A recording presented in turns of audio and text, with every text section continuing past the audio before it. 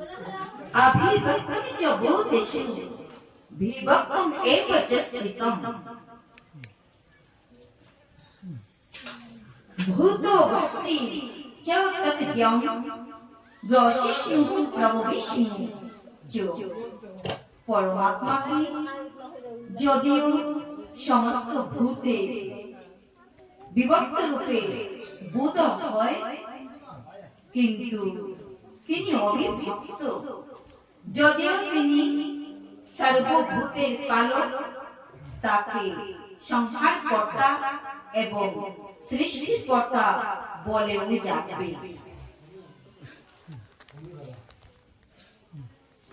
কৃষ্ণ নাম বজজীব আর সব নিচে পলাইতে পথ নাই জম আছে পিছে জম পিছন পিছন ধাওয়া করে চলছে তাই এই মানব জন্মে আমাদের উচিত এত সুন্দর জিহ্বা পেয়েছি সেই জিহ্বা দিয়ে পরনিন্দা পরচর্চা না করে যতটুকু সময় আমরা পরনিন্দা ব্যয় করবো ততটুকু সময় যদি আমরা সেই নাম নিতে পারি নাম আস্বাদন করিতে পারি রচনার মাধ্যমে তাহলে জমের হাত হতে হয়তো বা রক্ষা পেতে পারি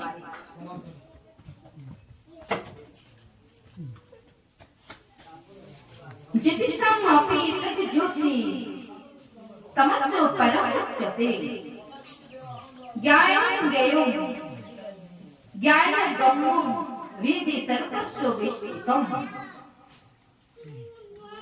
তিনি সমস্ত জ্যোতিষ্কের পরম জ্যোতি যাকে সমস্ত অন্ধকারে অতীত অভক্ত স্বরূপ বলা হয় তিনি জ্ঞান তিনি জ্ঞেয় এবং তিনি জ্ঞানগম্য তিনি সকলের হৃদয়ে অবস্থিত হরি হরি সকলের হৃদয়ে অবস্থিত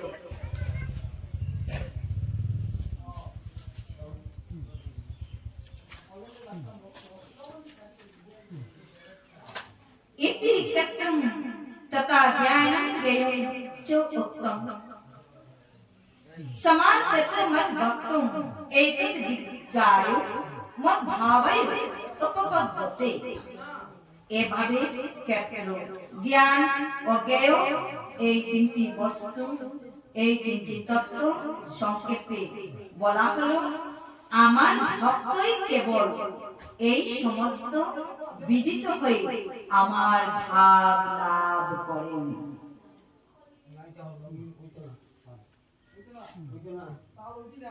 प्रकृति पुरुषमिचो एवं विद्धि अनादि उभो अपीच्छेदनम चो एवं विद्धि प्रकृति संभवान ततो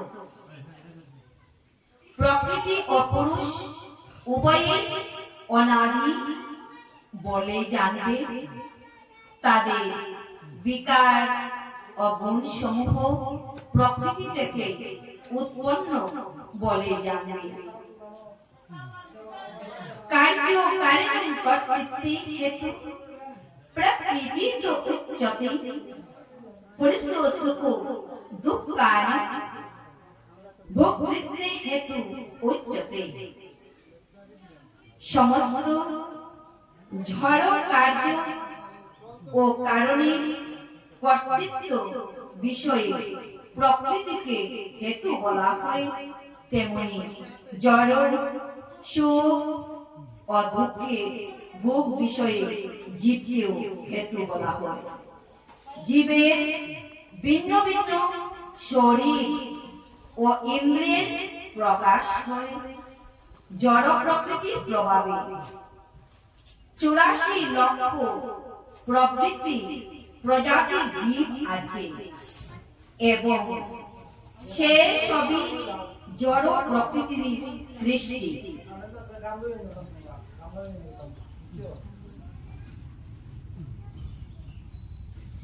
তো 84 লক্ষ বিভিন্ন প্রজাতির জীব আছে তো কি সেই 84 লক্ষ প্রজাতির জীব আমরা আস্বাদন করিতে পারি স্থাবর বৃক্ষ লক্ষষ্ট জলায় নব লক্ষষ্ট কৃমিয় রুদ্র লক্ষষ্ঠ স্থাবর অর্থাৎ বৃক্ষপালা গাছপালা কুড়ি লক্ষবার সেই বৃক্ষজনিতে আমার আপনার সকলেরই জন্ম হয়েছে। তাই এখানে বলা হয়েছে 84 লক্ষ বিভিন্ন প্রজাতির জীব আছে। স্থাবর বৃক্ষ লক্ষষ্ঠ জলে নবলক্ষষ্ঠ জলজ প্রাণীর মধ্যে 9 লক্ষবার। কার নাম হয়েছে? আমার আপনার আমাদের সবার। কৃমি রুদ্র লক্ষষ্ঠ 10 লক্ষষ্ঠ অন্নজা। কৃমি কি? কোন কৃমি আমরা চোখে দর্শন করিতে পারি, কোন হইতে আমাদের চক্ষুর অভিচরে আছে, কিন্তু সেই 84 লক্ষের মধ্যে তারাও রয়েছে, আমরাও রয়েছি। পাখিকুলের মধ্যে 10 লক্ষবার অর্থাৎ অন্ডজাত ডিমের মধ্যে আমার আপনার আমরা সবাই জন্ম লাভ করিয়া আসিয়াছি।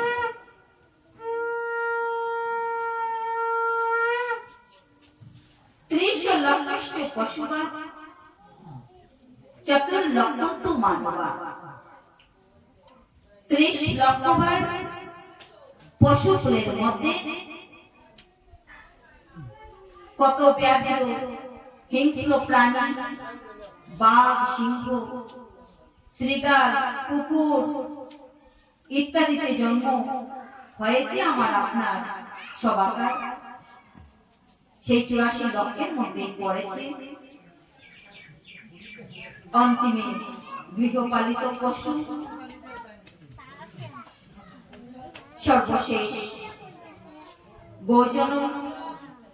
আর সেই জন্ম থেকে উদ্ধার হয়ে এই দুর্লভ মানব জন্ম।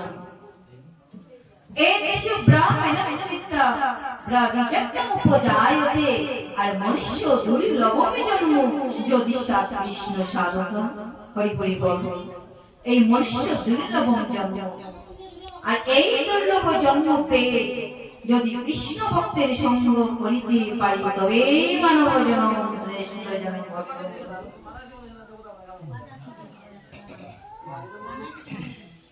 নিগমে কল্পতরুর গলিতম ফলম শুকো মুখা অমৃত দ্রবসঞ্চিত। এখানে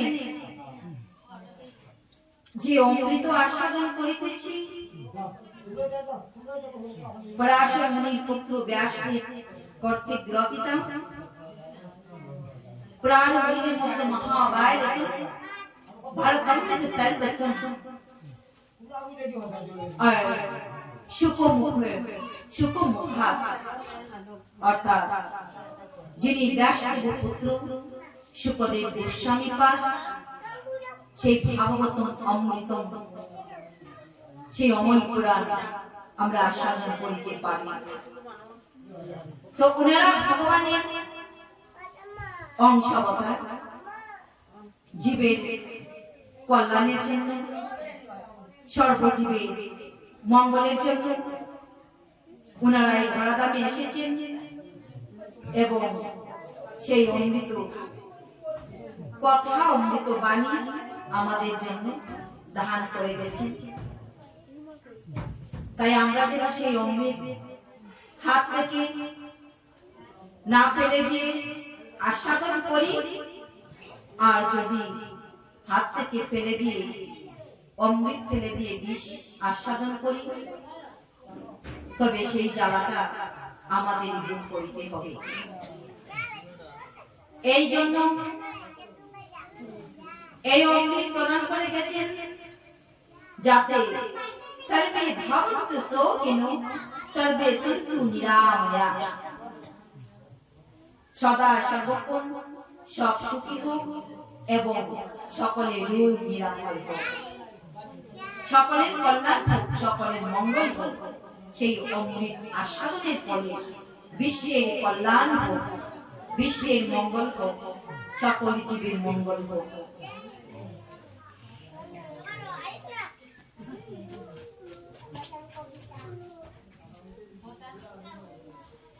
পুরুষ প্রকৃতিস্থ, হে ভূতত্ত্বে প্রকৃতি জান, গুণান্কায় গুণ সংগহ তস্য, সদ সদ যোনি জন্মস্য। জড় প্রকৃতিতে অবস্থিত হয়ে যে প্রকৃতিজাত অগুণ সমূহ ভোগ করে প্রকৃতির গুণে সঙ্গ প্রভাবে তার সৎ ও অসৎ জনিতে জন্মগ্রহণ হয়। হরি বল। এর অর্থ কি? এর অর্থ হলো যে জীব কিভাবে এক দেহ থেকে আরেক দেহে দেহান্তরিত হয় তা বোঝার জন্যই এই শ্লোকটি বলেছেন, যাতে মায়ামুক্ত জীবেরা আমরা অনায়াসে বুঝিতে পারি।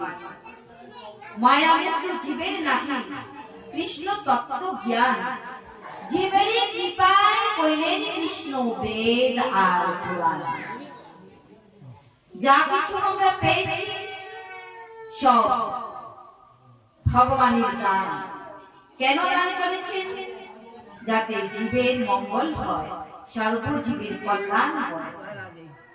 জীবের মঙ্গলের জন্য তাই বেদ পুরাণ সৃষ্টি করতে হবে। বেদ পুরাণ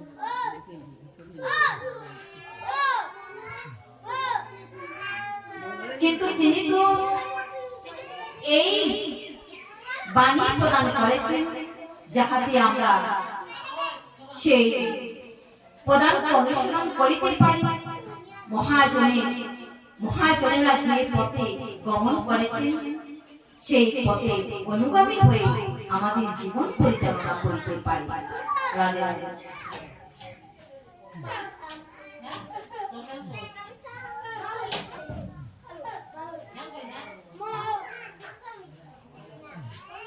যে পোশাক পরিবর্তনের মতো জীব এক দেহ থেকে আরেক দেহে দেহান্তরিত হয়, জড় অস্তিত্বের প্রতি তার আসক্তি এই পোশাক পরিবর্তনের কারণ। জীব যতক্ষণ এই ভ্রান্ত প্রকৃতির দ্বারা মোহাচ্ছন্ন থাকে, ততক্ষণ তাকে এক দেহ থেকে অন্য দেহে দেহান্তরিত হতে হয়। জড় জগতের উপর আধিপত্য করার দুরাশার ফলে এই রকম অবাঞ্ছিত অবস্থায় পতিত হয়, উড়ে এসে জুড়ে বসা। তো আমরা কি করছি? যে এই জগৎটা ছেড়ে মনে হয় আমরা যাব না, তাই জুড়ে দখল করে বসে আছি। তো এই জন্যই আমাদের অবাঞ্ছিত অবস্থায় পতিত হওয়া। জাগতিক কামনা বাসনার প্রভাবে সে কখনো দেবতা রূপে জন্মগ্রহণ করে, কখনো মানুষ রূপে জন্মগ্রহণ করে, কখনো বা পশু পাখি জলচর প্রাণী কীট পতঙ্গ, কখনো বা সাধু সন্ত, আবার কখনো বা পোকা মাকড় হয়ে জন্মগ্রহণ করে। হরি বল হরি বল। এটা আমাদের কর্ম অনুযায়ী ফল। যে যেমন কর্ম আমরা করিতেছি সেই কর্মের ফল অনুযায়ী আবার পুনরায় যে জন্মটা হবে সেই জন্মটা হবে আমাদের, অর্থাৎ তেমন দেহটাই আমরা প্রাপ্ত হব।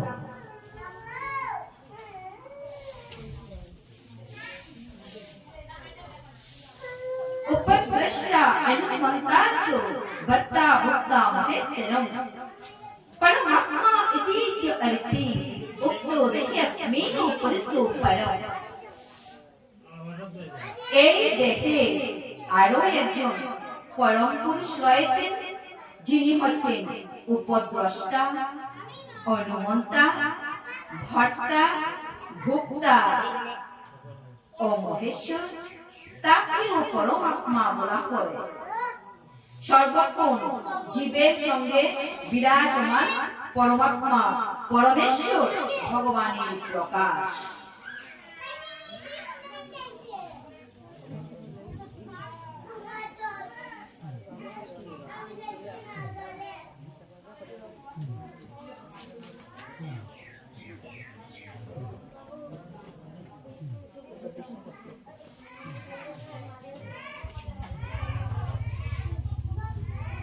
যিনি এভাবে পুরুষকে এবং গুণাদি সহ জড় প্রকৃতিকে অবগত করেন, তার বর্তমান অবস্থা যাই হোক না কেন তিনি পুনরায় জন্ম গ্রহণ করেন না।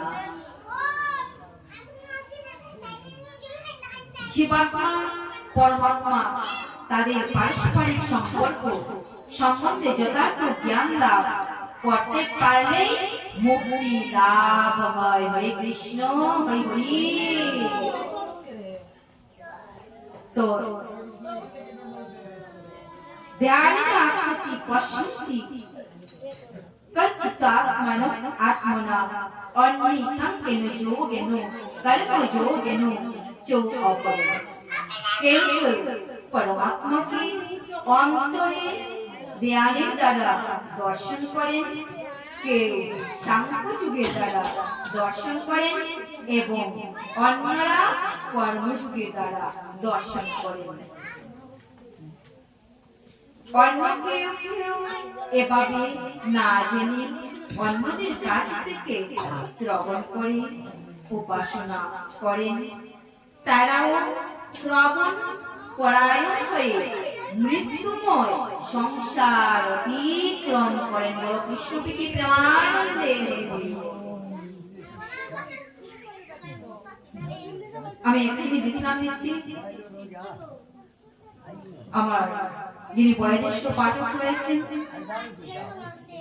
ওনাকে আমি অনুরোধ করছি উনি যেন সেই আসনে উপস্থিত সকল ভক্তদেরকে আনন্দ প্রদান করেন। কারণ আমাদের গুরুজন বয়োজ্যেষ্ঠ মাতৃতুল্য, তাই আমি ওনাকে অনুরোধ করছি পাঠ করার জন্য। হরে কৃষ্ণ হরে কৃষ্ণ কৃষ্ণ কৃষ্ণ হরে হরে হরে রাম হরে রাম রাম রাম হরে হরে।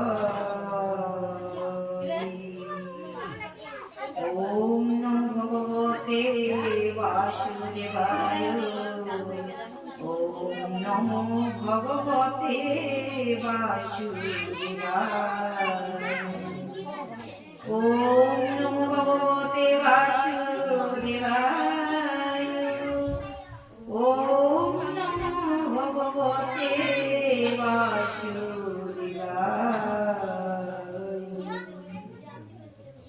সকল সকল বৈষ্ণবী শ্রীচরণে আমার দণ্ডবোধ প্রণাম।